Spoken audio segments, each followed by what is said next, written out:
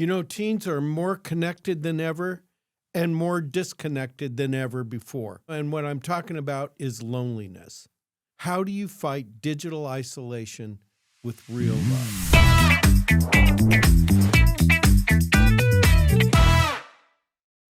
Hi, I'm Arnie Cole, your spiritual fitness researcher and coach, and welcome to Spiritually Fit Today, where every day is another workout for your soul. One step, one choice, one spiritual rep at a time. And you know the best way to become a stronger Christ follower tomorrow is to get spiritually fit today, because what you do today matters. Our memory verse, halfway through, here we go, 1 Thessalonians 5:11. Therefore, encourage one another and build one another up, just as you are doing. And we're adding this little thing about encouraging a young person, which is a tremendous need. So, you know, these health organizations recommend that you have kids spend 2 hours or less non-educational use on their devices, digital devices, each and every day. And good luck with that. But Caleb, you know, when my kids were younger, they hung out at the mall, they did all of this stuff. Today, how do you see kids in their day-to-day lives? What has changed so much today? I think students they seem busier than ever before. They're in so many activities, so many clubs. They're all taking college credit courses. It seems like their schedules are more packed than ever. So I think that is affecting like how much time they have to go just to hang out with their friends.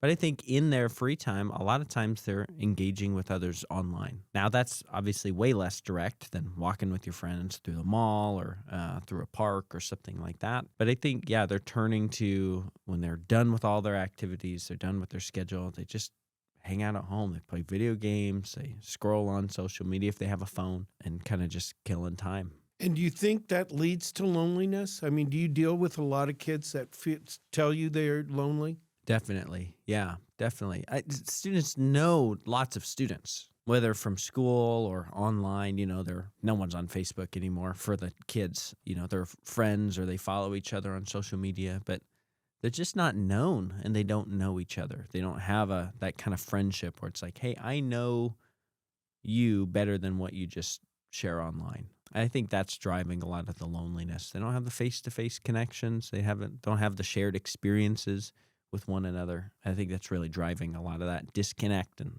feelings of loneliness. Do you think part of that is the algorithms themselves? I mean, basically, like it or not, you're being raised by a machine. Well, they say machines don't have feelings, which we all know they don't.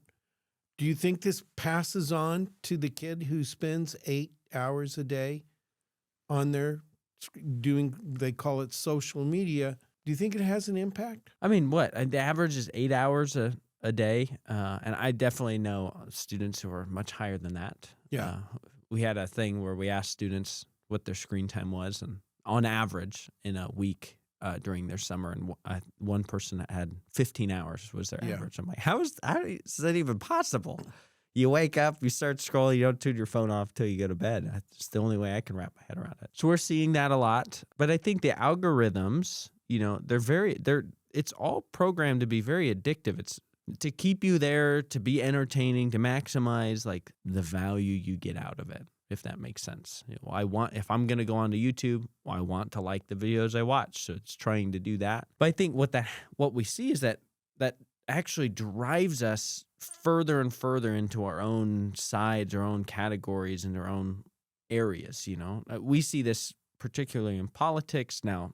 Teenagers maybe aren't super into that world, but we see that as adults. If you lean one way, well, all of your videos are suddenly going to be just driving you from that perspective. And if you lean the other way, it's the same way there. The other thing is the form of the content has gotten shorter and shorter and shorter and shorter. You know, it used to be hour-long videos and live streams, and now it's gotten to, 10-minute little things and 5 and 1, and now we're in 9-second, 8-second videos. And I think what that's just doing to students' minds and attention spans is it's really fracturing that. You know, you hop on for 20 minutes on social media, and the amount of things you've had to consider and ponder, you have this horrible thing that happened here in the world, and then you have this followed by a cute, video of a dog, followed by your friend sharing an accomplishment they had. I think it does something in our brain where we just can't keep up. It's really overwhelming, and our attention spans just can't sit on something like they should, which then I think affects our relationships. I'm trying to listen to my friend, but my mind's 20 different places. Yeah. Yeah. That's, do you think it also does something to their sense of adventure? I've seen kids when I've traveled and they're watching something on their screen virtually, and there's this, like, whatever I'm looking at is pretty awesome in real life, and all the kids are watching movies, and mom and dad may look up from their. Do you think it diminishes the sense of adventure a person could have after a while? I think so. I think because they're used to just this constant stream of, entertainment, I think the slower forms, like going on a long car ride and seeing the countryside, it's beautiful. I just don't know if they have patience for it. I think they're like, okay, next, because that's just how it just scroll next video, scroll next video, scroll next video. And I think the ability to sit there and think deeply, to feel deeply, I think is quite diminished. I think that's a downside of it. There's been some books and research that talk about that, showing even the ability to think deeply is changing. Like some of the Ivy League schools, like in the English departments, for example, they're like, the kids can't read the classics. It's not that they don't want to. They can't. They can't stick with them long enough to get all the nuance that's happening in the story. We're definitely seeing it. Yeah. I feel it in my own life, right? Going on a hike and it's like, are we there yet? Can we go home now? It's like, what's for dinner? Rather it's just like, hey, just be here, exist for a little bit. It's okay. Students have a term for it, though. They see this in themselves. They see it in each other. And so they'll sometimes use the phrase like touch grass, which means basically they need to go outside and touch some grass, like some come reality. back down to earth and go to the real world. And so they see it, whether they do it as often as they should, maybe up for debate. But yeah. So there's some guys that say the average young person has an attention span of 22 seconds, which is about the same level of attention span as a goldfish. Yeah. Do you think that's true? I mean, how do you even talk Bible to somebody with a 22-second attention span? It's tough. You got to be a good teacher, that's for sure. Jury's still out on if I'm doing an okay job or not. Still too early in all of this to tell. But it is challenging. I don't even know how they measure attention span. I don't know how you go about doing that. I don't have the attention span to maybe figure that out. But it's pretty wild to think that, man, you're diving into any passage of Scripture, and if you really want to pull more than just a surface level meaning out of it, you got to dig it. Oh, yeah. And you have to want to dig. Yeah. I think that's the other thing. And then I was talking to, actually I've talked to quite a few people that are teachers, and maybe more on the college level, but even on the high school level, this AI thing.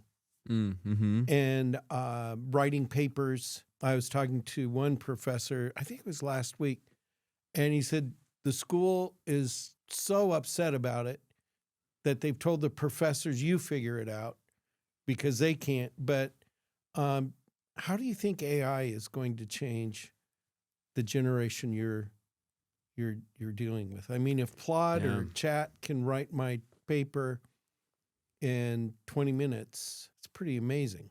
It's amazing when you're a college student and you have long papers to crank out. Yeah. To get some help. It's very nice. I think AI, I don't know, but I have this feeling AI is going to be a bigger change to our world than like the internet was. I just think for the good. I think bad? a lot of good will come out of it Okay. for sure. But I think the worries I have, one is, again, on our ability to think. I heard somebody call people who use like ChatGPT or AI kind of prompt, heard them called secondhand thinkers. That kind of stuck with me. It's really tempting for me, even like, I need a game idea for our students. So I'll say, okay, this is what we're teaching about. Give me a game that might kind of fit with that. It gives you 10 ideas, and it's nice, it's fast, it's efficient. Right. I don't have to sit there and just think. But then I'm like, no, it's actually healthy for me to sit and just kind of think through ideas. It's Oh, sure. okay, So I think kind of resisting that, I worry about our ability to be creative and whatnot. But I also think in relationships, what will this do to counseling? What will this do to, if you're mentoring somebody, advice giving? It's just easy to go onto AI and be like, okay, this is, ask me questions to talk about my mental health and basically be my counselor. What's that going to do to human relationships? Not too long ago, there's a big advertising campaign up in New York of an AI tech company. And I think that all the posters said like friend. And it was like this AI friend you can go to and tell about your day. And they'll just listen and they'll encourage you. They'll talk to you. They'll say the right things. That's not real relationships, though. Your friend isn't always going to say the right thing. They're not always going to know what to say, just like we don't always know what to say to our friends. But just how is that going to confuse human relationships or make them, will we have the patience? Will it be worth our time? And I think yes, but how will that affect our willingness to give people the time to be a friend to us? Well, and what about loneliness? Yeah. I mean, think about it. Not only a friend, but you can have a girlfriend, AI girlfriend. Now there's AI. We're studying AI Jesus. There's 15 AI Jesuses out there, and most of them aren't Jesus of the Bible, which is problematic. It's some of Jesus of the Bible, but and he can text message you. And I think one thing, the bottom line though of all of this is, because you're depending more and more on machines, you're going to be alone in a crowded world, I guess. Loneliness is probably going to exceed or excel what it is even now. Yeah, definitely. I think that's the worry. Yeah. It's efficient, it's fast, it's easy. AI has great ideas sometimes. At what cost? There's a Michelin star restaurant out there that is famous for doing things the slow and difficult way. In fact, they're like, there's a new person in there working there. And I forget what kind of food they serve. It may be sushi or something like that. But the worker's like, this would be way more efficient if we did it this way, trying to be helpful. It's good. And the owner, the guy who started it all, he's like, no. Here we do things the slow and hard way. I think there's something that's valuable about that. Yeah, it's good, I'm a big Calvin and Hobbes fan, the old comic books. And, his dad is always, Dad, why can't we buy a snowblower? I'm tired of shoveling all the snow. And his dad always says, well, it builds character. Calvin complains, why is it that every time I build character, my dad saves $50, Yeah. But I think we got to do that. We got to do the hard things. Otherwise, we're just going to be kind of consumers and living on junk food and spiritual junk food and all of that. I think the mental health world is only going to get worse for us if that's where we keep running. Well, and that's why your mentorship program is so important. I was reading about a chat program that actually talked a kid into suicide. Yeah, I heard about just that. Bizarre stuff. And so being a person there and listening is something that is tremendously needed. Yeah. So I think that's our role as believers tasked with bringing the next generation behind us is to pursue them. We've got to chase them. We can't just let them go, but we have to kind of resist the flow of where the world's going and step into people's lives, even if it's just one or two, and to help them be known and to think through, okay, AI is nice to use, but have you considered maybe where that could lead? And just be that voice of wisdom to them. We just pray and hope that they listen. But I think we have to step in their lives and relationship rather than going on social media complaining about them and, all of that. I think the message it'll get lost in the scroll. But I think if we're stepping into students' lives, caring for them, taking an interest in who they are, the challenges they face, I think that's when it really changes. That's the gold. Yeah. Well, thank you.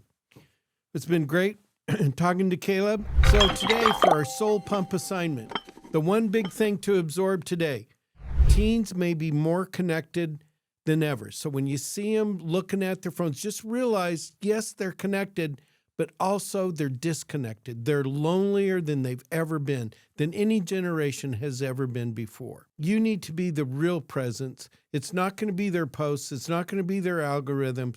You have the ability to bring real healing in someone's life if you're there as a human listening to what they have to say.